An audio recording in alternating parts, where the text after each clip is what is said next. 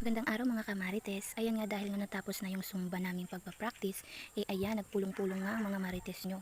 Gawa na nagkakaroon kami ng problema sa aming uniform na susuotin para sa aming Zumba dance competition. Kaya ayan, ang aming Madam Rolita ay nag-donate ng pang uniform namin. Thank you talaga Madam Rolita sa donation mong pang uniform. Nagbigay siya ng donation para makasakto yung telang gagamitin para sa aming uniform. Thank you talaga sa nag-donate Madam Rolita. Kasi nga yung una naming telang dapat na gagamitin is hindi nagkakasya.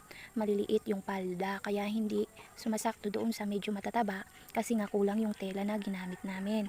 Nag-try na din kami na maglagay ng mga pleats para nga malarak o nabubuka yung palda at medyo maganda ang pagtahi. So ayan, kaya nakapagkasunduan na nga namin ang aming uniform is color na yellow. So thank you talaga Madam Rolita sa donation mo.